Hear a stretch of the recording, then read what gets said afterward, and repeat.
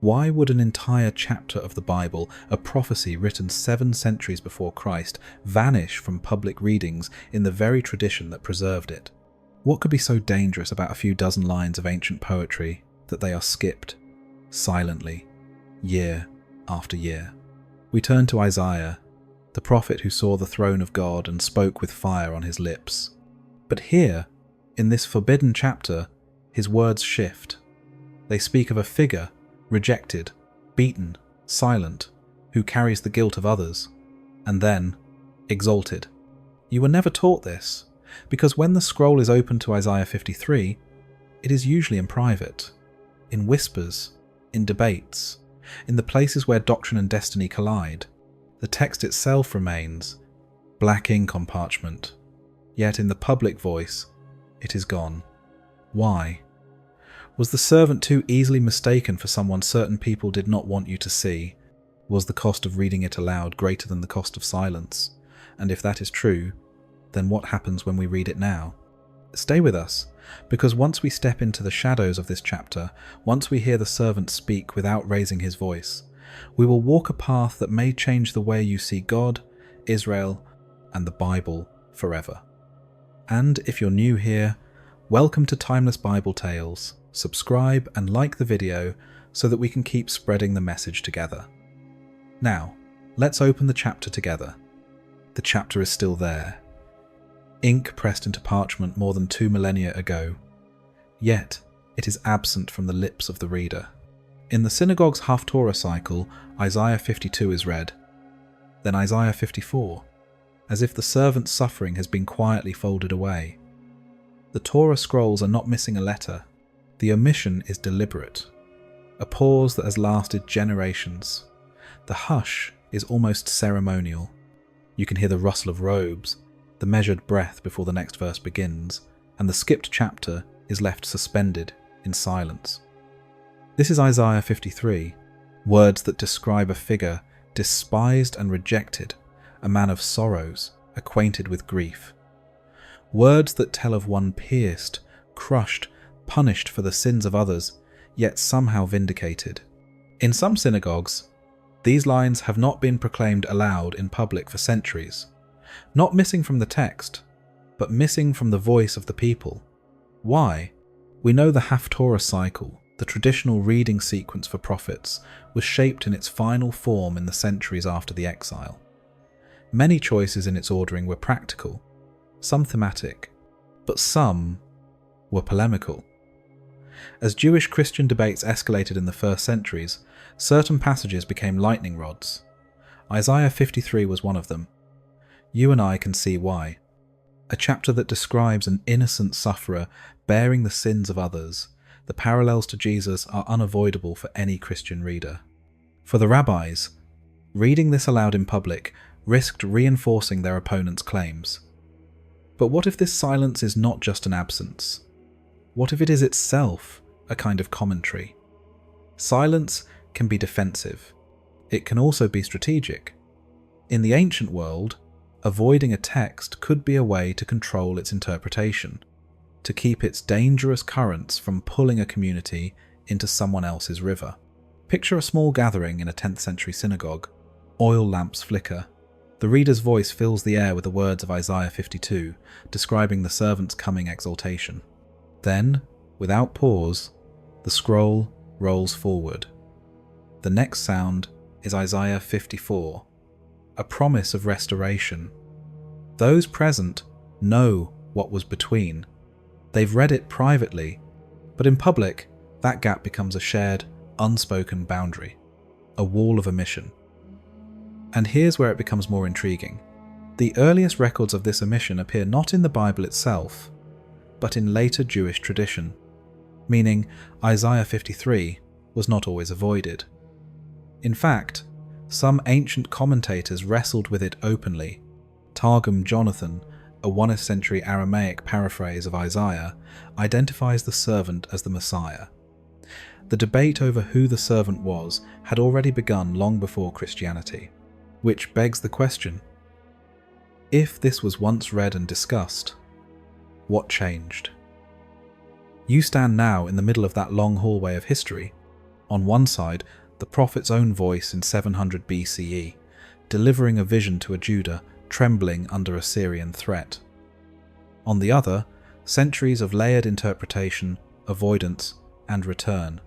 And somewhere in between, the servant himself, hidden in plain sight.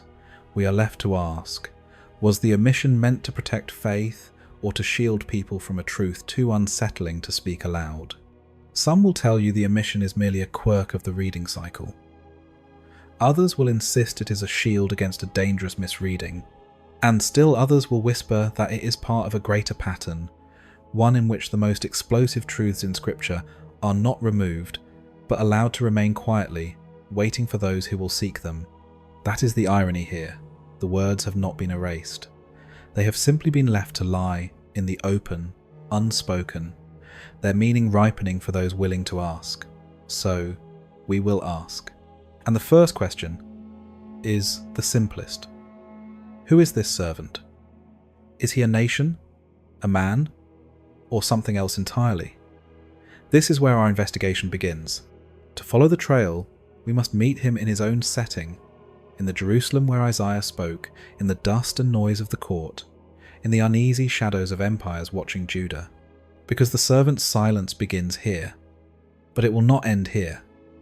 The Jerusalem of Isaiah's day was not quiet. The air itself seemed to tremble with the footfall of armies and the shuffle of anxious messengers. Assyria's shadow fell across the land like an approaching storm, its kings demanding tribute in exchange for survival. Within the palace walls, courtiers whispered about alliances, others muttered about rebellion, and priests debated what the Lord required in such an hour. In this climate, Isaiah stepped forward with words that would outlive empires.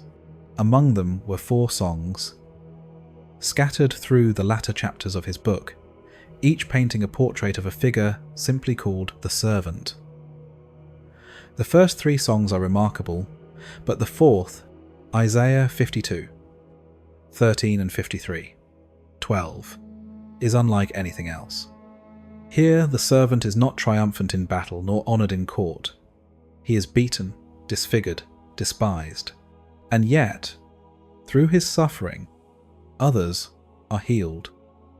This is the final song, the crescendo of the servant's story, and the one that would ignite centuries of debate. The first listeners would have been stunned. In the ancient world, divine favour was measured in victory, health, and wealth. Suffering, especially public humiliation, was considered a curse. To speak of a chosen one enduring such disgrace was to overturn every assumption about how God works. But Isaiah does more than describe suffering. He weaves it into a paradox. The servant is crushed, and yet somehow he prospers. He is condemned, and yet somehow he justifies many. And here's where the mystery deepens. Isaiah never names the servant. He does not say, "This is the king," or "This is Israel," or "This is the prophet." Instead, he leaves the figure open, a deliberate narrative gap. You can almost feel Isaiah's restraint, as if he is pulling a veil across the servant's face until the appointed time. Was he protecting someone, speaking in a code only the faithful would understand? Or did he himself only see the outline, not the name? You can imagine the scene when Isaiah first spoke these words. Perhaps it was in the temple courts, incense curling upward, the murmur of worshippers in the background. Perhaps it was before the elders, the text read aloud in a voice that shook with urgency. Every line would have landed with force. He was despised and rejected by men. He has borne our griefs and carried our sorrows. Those gathered might have looked at each other in discomfort. Who could this be? In Isaiah's own time, there were candidates. Some may have thought of the prophet himself, a messenger rejected for speaking hard truths. Others may have imagined an idealized high priest, interceding for the people. Still others may have seen the servant as a poetic image of the faithful remnant of Israel, those who suffer on behalf of the nation's sins. But what if Isaiah was writing beyond his own horizon? What if he was speaking to a generation he would never meet? The structure of the servant's songs almost suggests this, each one growing in scope from the servant's personal call to his mission to the nations, culminating in a work that touches not just Israel, but the world. It's as if the camera pans wider and wider until we see the servant standing alone in the centre of human history. You and I are left with the same choice the first listeners faced. Do we try to pin down his identity too soon? Or do we follow the arc of the songs and let the picture sharpen in its own time? Because here is the danger of moving too fast. Once you fix the servant into one interpretation, you risk closing the door to the others Isaiah may have intended. And there is another layer here, the political one. Speaking of a suffering redeemer in a time of national crisis could have been incendiary. Judah needed hope, not a portrait of a beaten figure. Unless Isaiah was hinting that salvation would come in a form they did not expect, that the rescue would not be through chariots or treaties, but through something humbler, stranger, more costly. The servant's silence in the song, his refusal to protest, to defend himself, only heightens the tension. In a world where power shouted from the city gates, here is one who remains quiet, even as injustice swallows him. You and I can feel the weight of that choice. Silence can be resignation. It can also be defiance. Which is it here? Centuries later, readers would look back at these verses and see reflections of their own stories. The Jewish people in exile, the persecuted righteous, the martyr who refuses to curse his accusers, the Messiah on trial. But in Isaiah's moment, the servant was an unsolved riddle. And that is exactly where the prophet leaves us. To move forward, we must walk one of the possible paths. The first is the one most often taken in Jewish tradition, that the servant is not an individual, but the nation of Israel itself, enduring suffering for the sake of the world. It is a reading rooted in collective memory, shaped by exile and return. But does it explain everything the song says? That is what we must test next. The vision shifts. We are no longer looking at a solitary figure in the temple courts, but at a people scattered across the earth, chains at their wrists, dust in their hair, voices lifted in laments that echo through the valleys of Babylon.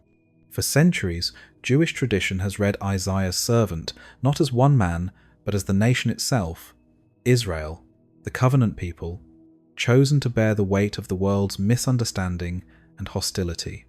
It is not hard to see why. The history of Israel is steeped in suffering that seems disproportionate, almost targeted, from Egypt's brick pits to the Babylonian exile. From Antiochus's desecration of the temple to the long centuries of diaspora, this is a people who have carried the marks of exile, persecution, and survival. When Isaiah 53 speaks of one despised and rejected, acquainted with grief, the parallels to Israel's story rise unbidden. The rabbis saw this connection and gave it form. In synagogue commentaries, the servant is often we, the collective voice of a people misunderstood by the nations, yet preserved by God for his purposes. Their affliction becomes a testimony, their survival, a sign.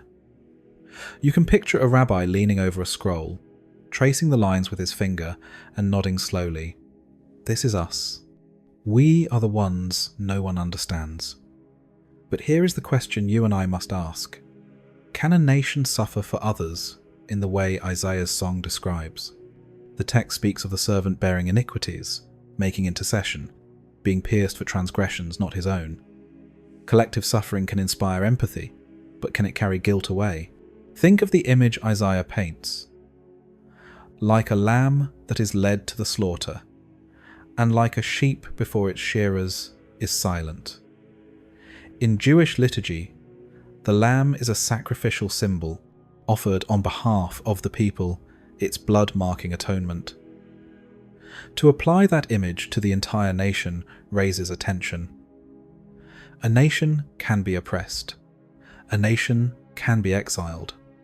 But can a nation be the lamb?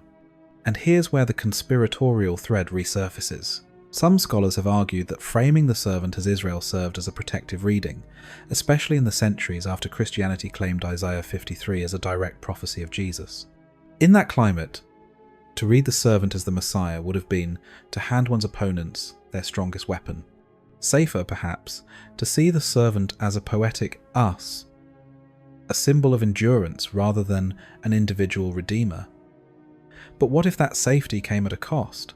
What if, in avoiding one dangerous conclusion, another layer of the text was veiled from sight?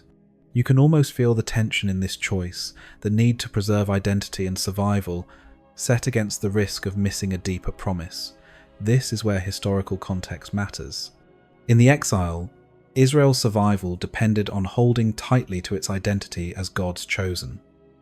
Reading the servant as Israel reinforced that identity, it said, in effect, "Our suffering has meaning. We are not abandoned. The nations misunderstand us, but God sees." And in a world where empire after empire sought to erase them, that message was life itself. Yet, Isaiah's servant is more than a survivor. He is active in his suffering, making intercession, bringing healing, accomplishing something through his wounds. And this is where the national reading must wrestle with the text's demands. Has Israel, as a whole, brought healing to the nations through its suffering? Has the exile atoned for the sins of the world? Or is the song describing a mission still unfulfilled? You stand in the synagogue centuries later, the parchment unrolled to another portion of Isaiah. The cycle skips over chapter 53 entirely, moving from the triumph of chapter 52 to the joy of chapter 54. No mention of the man of sorrows. No reading of the lamb led to slaughter. If you did not know it was there, you might never miss it. But we know. We can feel the absence, like a missing note in a song we half remember. And so the question lingers between the lines. If Israel is the servant, then the prophecy is already fulfilled, yet its work is not complete. If the servant's mission is unfinished, then perhaps we have not yet seen the whole truth. In this space between fulfillment and mystery, another interpretation has taken root, one that sees the servant not as the nation, but as a singular figure whose life and death would change the world. That reading was bold, dangerous, and unstoppable.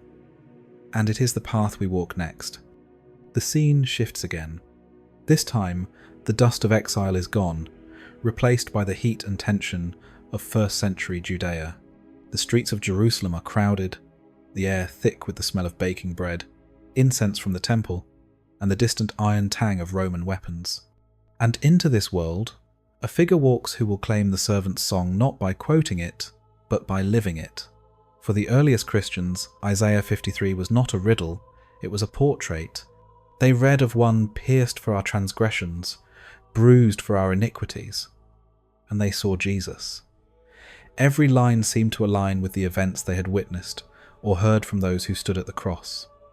The rejection by his own people, the silence before his accusers, the execution with criminals, the burial in a rich man's tomb, all there in the ancient words of the prophet.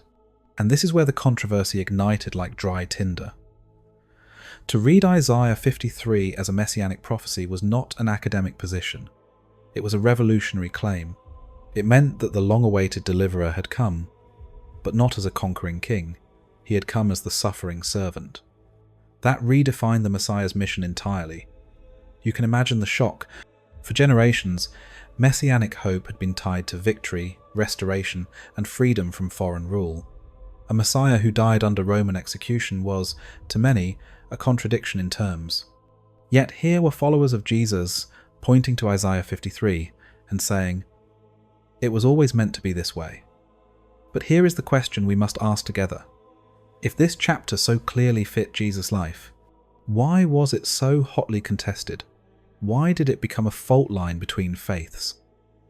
The answer lies partly in its power. In the hands of the early church, Isaiah 53 became a weapon of persuasion. The apostles quoted it in the marketplaces, in synagogues, before kings.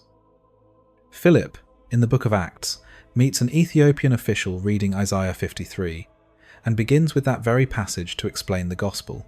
This was scripture doing more than foretelling, it was fulfilling. And yet, not all were convinced.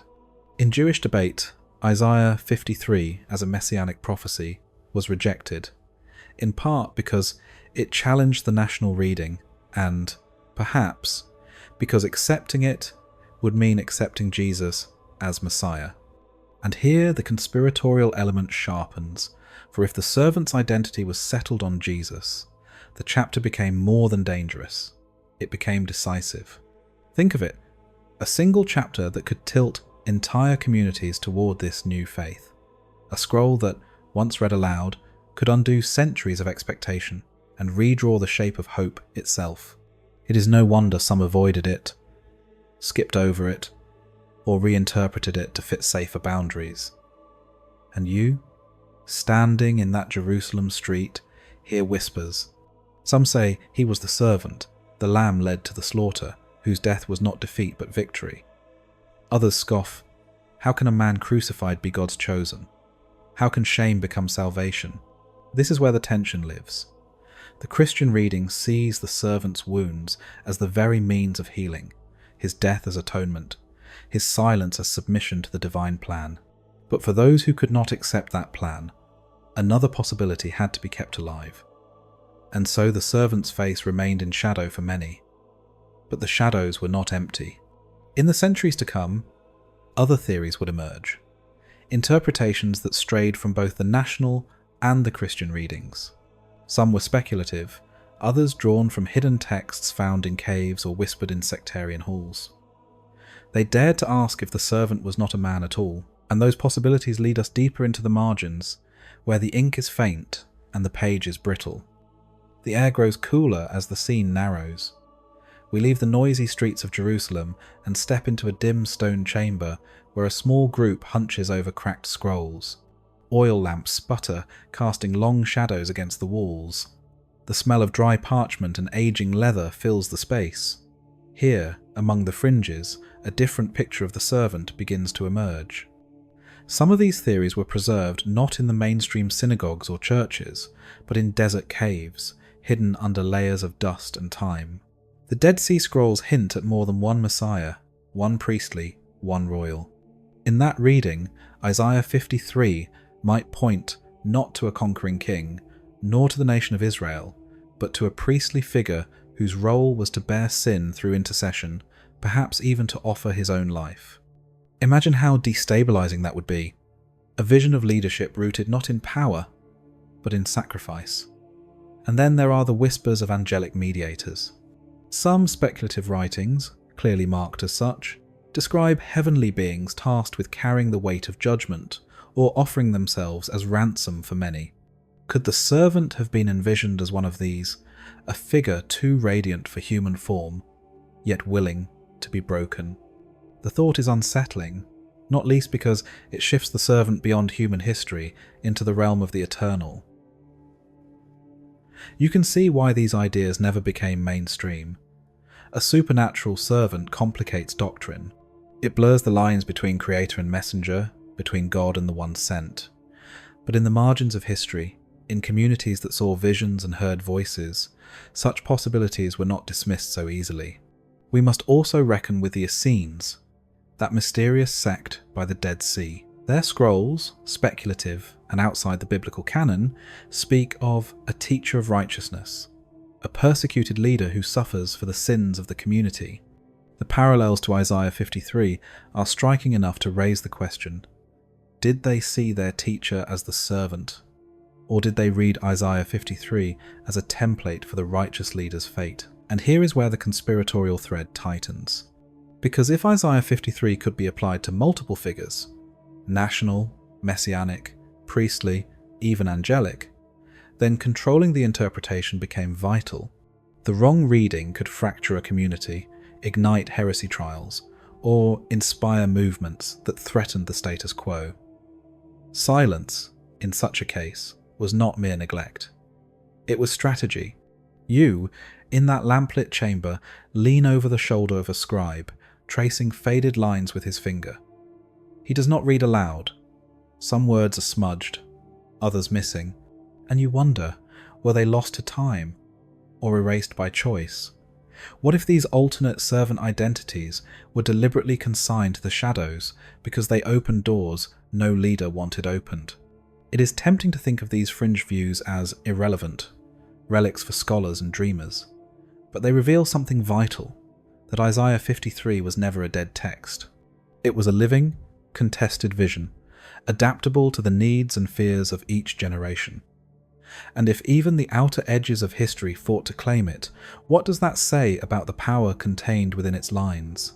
Soon, we must return to the centre, to the reality of why, in certain places and times, this chapter was avoided altogether. But for now, let us carry the weight of what we have just seen. A servant whose identity is fluid enough to cross centuries, cultures, and even realms. And if such a figure truly existed, in heaven or on earth, then perhaps the real danger was never in the prophecy itself, but in the possibility that it might be fulfilled again. The chamber fades, and the light of another setting comes into view, a synagogue bathed in the late afternoon glow. The air is thick with incense, and the low murmur of prayers. The Torah scroll lies open, its letters sharp and black against parchment. A reader chants in melodic cadence, voice rising and falling with the ancient tune. But when the reading passes from Isaiah 52, the next words you expect never come. The chant skips ahead, as though nothing is missing. The people nod along, unaware, or perhaps unwilling to notice. This is not rumour. In the Jewish Haftorah cycle, the set readings from the prophets, Isaiah 53, is absent. Not torn out, not erased, but silently stepped over. The omission has been noted for centuries, defended by some as a matter of tradition, challenged by others as avoidance. The earliest records of this pattern emerge in rabbinic writings, when the tension between Jewish communities and the growing Christian movement was reaching a fever pitch. Isaiah 53 had become the spearhead of Christian preaching. To leave it in the public reading, some feared, was to hand the opposition their strongest weapon. And here, history turns from simple omission to something deliberate. Silence is sometimes the loudest sermon. By not reading the servant's suffering, the community controlled the frame. The text was still there, written in full, but its public voice was muted. In private, it could be studied, debated, defended. In public, it was locked behind the reader's choice. You stand there in the crowd, hearing the sacred words flow, feeling the skip as if a breath was held too long. You wonder, did they notice? Did the elders exchange glances when the verses were passed over? And if they did, what understanding passed silently between them? We must be fair. For some, this avoidance was not suppression born of fear, but a protective measure. They believed the text had been weaponized, wrenched from its covenantal context to serve another's cause. Removing it from public cycles preserved it from misuse. For others, it was a shield against conversion, a way to keep the people within the boundaries of their tradition. But whatever the motive, the result was the same. A living prophecy set aside, its voice dulled for generations. And here lies the deepest irony. In trying to silence it, they may have drawn more attention to its power. Because Isaiah 53's absence in the cycle became, in itself, a signpost for seekers. They asked why it was missing. They opened the scroll for themselves. And once they read it, they could not unread it. The suppression cues are subtle but unmistakable. Not inked over, not locked in monastery vaults, but hidden in the rhythms of worship. The parchment remained whole, but the public memory was shaped by what was not heard. This is the avoidance that has stretched across centuries, shaping how millions encounter the servant, or never do.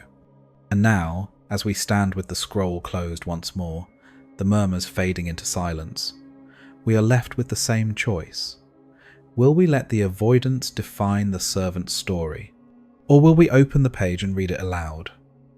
Because the one who walks through these lines is not diminished by our silence. His voice still calls from the text, waiting for those willing to hear. And in that perhaps the final word is not ours to give. The scroll lies sealed once more. Dust settles in the golden light of the temple courtyard, and the murmur of the crowd fades to memory. You recall the first moment we stepped into this investigation, the whispered absence, the skipped reading that hung in the air like a held breath. We have walked the long road back through Isaiah's vision, past the courts of kings, the exile's chains, the pounding of Roman hammers, the hidden cells of desert scribes. We have seen the servant through the eyes of nations, messiahs, and even those who dared to imagine him as something beyond human. And now, standing at the threshold of silence, we face the same decision those before us faced. To speak the servant's words aloud, or to let them rest, unread, as if the prophecy could be contained by parchment.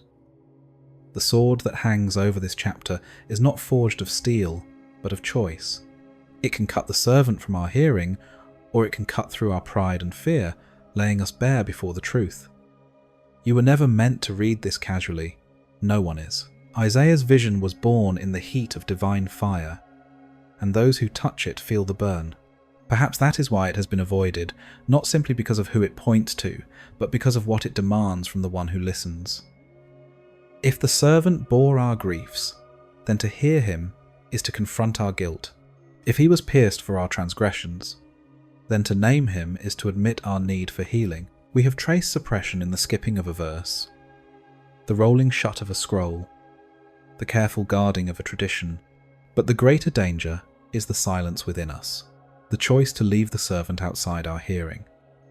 And yet, for all our control, this chapter has endured. It has found its way into hearts, pulpits, and whispered conversations. It has crossed oceans and centuries, smuggled in song and story. The servant's voice will not be erased. So, we return to the question that opened this journey. Why would any people, any tradition, step over these words? Perhaps the truest answer is also the most humbling, because once you see the servant, you cannot unsee him. Once you hear his voice, you cannot silence it. And once you know who he is, you must decide whether to follow. The sword still hangs, the altar still waits, and the servant still calls. Will we turn away, or will we step forward, letting the silence break at last? If this journey stirred something in you, do not let it vanish in the noise. There are more whispers hidden in Scripture's pages, waiting to be uncovered. Stay with us. Subscribe. Listen closer, and keep walking this narrow road between thunder and silence. I look forward to seeing you again